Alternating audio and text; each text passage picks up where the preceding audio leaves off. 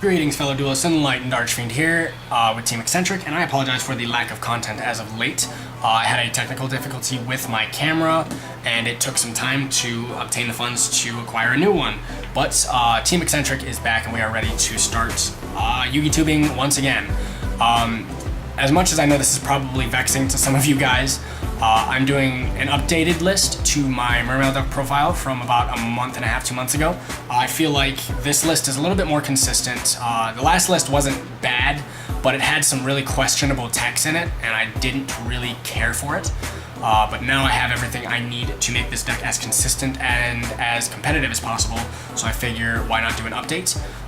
So we're going to get right into it, starting off with the monster lineup, and we're going to start with the engine of the deck, the Atlanteans. We're starting off triple Neptibus. This card is too strong. It's an instant +2. Atlantean Prince was the card we got from Breakers of Shadow that just made this deck that much faster. It's also one of your catalysts to some OTKs. It's just really, really good. Next, I play 2 Dragoons because this is the general searcher of the deck. It searches any sea serpent in the deck. So, you know, whether you're hand looping or trying to OTK with Megalo or trying to establish a board with lead, this card is your go-to guy. Next, we are playing double heavy infantry. I play double as opposed to triple because I feel like triple is kind of cloggy.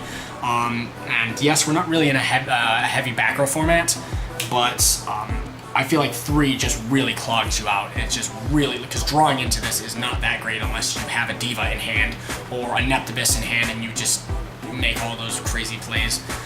Next, I'm playing 2 marksmen as opposed to 1 or even none. I've seen people actually not play marksman. I like this ratio personally because you have 2 of everything that you need except for Neptibus. You have 3 of Neptibus. Marksman, you know, you never know when you're going to go up against those back row heavy decks, so you want to at least have an out. Not only that, but I've actually been in games where both players have bricked, but I at least drew a marksman and was able to swing in for damage, getting his effect to special summon a Neptibus, swing in for another 800, and then use Neptibus effect to ditch Dragoons and add Dragoons, and then go off with my combos. So I feel like this is pretty much a very consistent Atlantean lineup.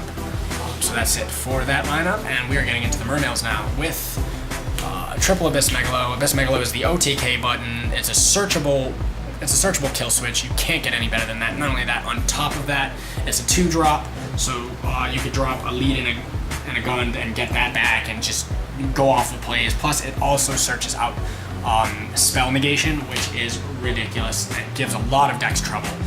I really love this card at 3 personally. So next, we're getting into triple Viscius. Viscius is a 1-drop, so it's the least amount of investment for the most income or outcome. It also searches out a level 4 lower Mermail, so you search out your guns, you search out your pikes, what have you, and it just makes OTKs and establishing fields that much quicker. Next, we're playing 2 guns. It's just too good not to play at least 2. I don't know why people would play 1. Next, 1 Abyss lead. This card is only played because of Gund and because of the hand loop. If Gund were still at 1, I wouldn't even consider playing this. It just wouldn't be that playable. It'd be a dead card. So I play this at 1 mainly for the hand loop.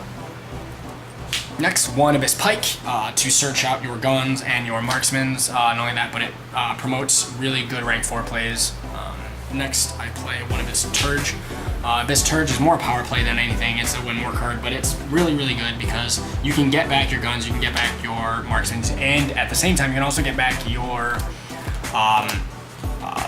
princes and your heavy infantries, and even a Diva. So, you know, it doesn't have the specificity of Pike, where you can only add back level 3s. So that's why I play Turge. Plus, again, more rank 4 plays. As well as Abyss Lind as the final card in the Mermail lineup. It's more a defensive play than anything, so if your opponent swings over it, you can float into something bigger. So that's why I play that. That's the Mermail lineup, and now for the non-Mermail or Atlantean monsters, we're playing 2 Maxis, you got to get those draws. And if it honestly comes down to it that you're playing a deck that doesn't special summon very much, you can just side them out for Twin Twisters or what have you. 2 Gamma Seals, because this card is ridiculous. And if you draw this, Neptibus and Abystius, and your opponent has no responses to battle or summons, you win, because you can OTK right over this with those 2 cards. So this is pretty ridiculous. Next, I'm playing 1 Mulling Glace, mainly for the hand loop, but manipulating your graveyard is actually really simple in this deck, and this card is ridiculous. Next, 1 Deep Sea Diva. It's obligatory, you kind of have to play it in this deck, it's just really strong. And that is the monster lineup. Now we're going into the spells with triple instant fusion. This card is pivotal to this deck. I love this card at 3. I will never cut this down unless it gets hit or unless Norton gets banned. This card is too strong. This promotes rank 4 plays, while at the same time you can get out your Thousand-Eyes Strict and steal things. Granted, yes, I only have 2 targets, but you usually only see 2 instant fusions in a game, and if you do see 3, then I guess you're that unlucky soul that just can't draw very good hands. So I do play 3. Next, I'm playing 2 Chalices to out those Abyss Dwellers, because Abyss Dweller on your opponent's board turn 1 is pretty difficult to get over, so you just Chalice it and go on with your plays. Next, Biscale the Mizuchi to invalidate your opponent's spell cards. Salvage, I played it at 2 for a little while, and I didn't like it because it bricked way too much. Granted, if seen in the right scenario, you get so much advantage, but you want the deck to be consistent, not just OTK centric.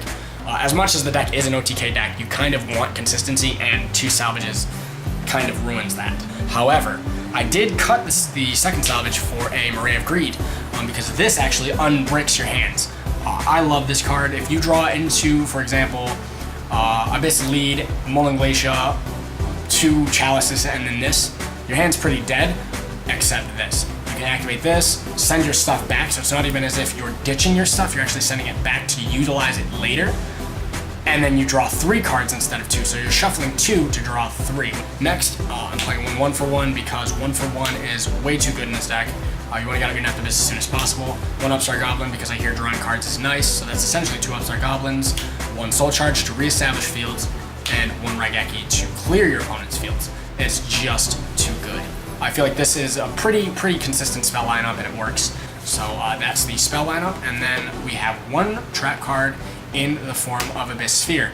Abyss Sphere is searchable out to things like Majesty's Fiend or things like Dark Law or etc. You know, things of that nature. If you need to out a card your opponent has, you can flip this, special summon a lead or a Megalo from your deck to get over it and just swing over their card. I was thinking of cutting this for Abyss Scale of the Cetus, the one that negates traps. It's like Mizuchi, but it makes it so that trap cards don't resolve, but I feel like that's kind of a win more card. I would much prefer this, honestly, because this it's a card that allows you to defend yourself in those times where you are out of resources. Now going into the extra deck. The extra deck is pretty standard. Starting off with Abyss Gaios. This card is essentially a chainable skill drain to any monsters your opponent currently controls when the material is detached, so it's actually pretty relevant. 1 Draco Sack because this is a combo maker right here. This card, you can make Trish with the tokens, you can pop things, you can just make it turn 1 and detach to get the 5 waters you need for Mulling Glace. It's just really good. Next, 1 Big Eye because stealing your opponent's monsters is a thing. 1 Flare Metal because if you do lethal enough damage to leave your opponent at, say, 1,000 or less life points, this card will win you the game, unless they have some kind of crazy out. 1 Honor Arc because it's a rank 4 that's water, so you can utilize it to get Dragoon's effect while at the same time stealing your opponent's monsters.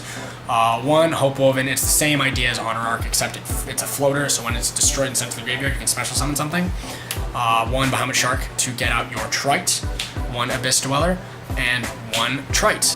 So that's the Xyz lineup, and now we're going to get into the Synchro lineup. We only have 4 in the forms of Tatsunoko, Herald of Arclight, Gungnir, and Trishula. These are pretty standard, generally speaking. You have Tatsunoko to bridge your way into bigger synchros. You have Herald of Arclight for negation, and if you hand loop your opponent with this on board, everything's banished. You have Gungnir. I've used Gungnir to bait things like Cyber Dragon Infinity or Dark Lady out, and it's actually pretty relevant. Plus, it's a level 7 water, so you can get into Gaios with it if there's some kind of weird scenario in which you need to. And last but not least for the synchros, you have Trishula. Everybody knows what Trishula does. I mean, after all, it is Trishula, Dragon of the Ice Barrier. So that is the synchro lineup, and now we're getting into the last 2 cards in the extra deck with Norden and Thousand Eyes Restrict. Normally, I wouldn't actually even play this. I feel like this card is really overrated, but you do want to make sure you have another target for the instant fusions because you are playing 3. So if you draw into another instant fusion and you're not playing another target, essentially you just have 2 dead cards for no reason. So you know this allows you to utilize at least 1 more instant fusion. So that's it for the extra deck.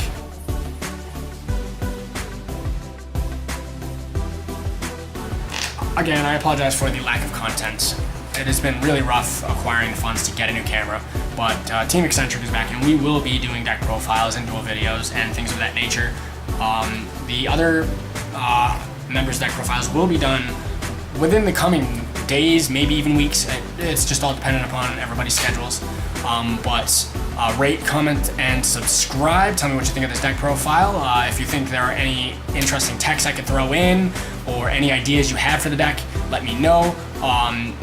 But again, rate, comment, and subscribe. Team Eccen-TricK out.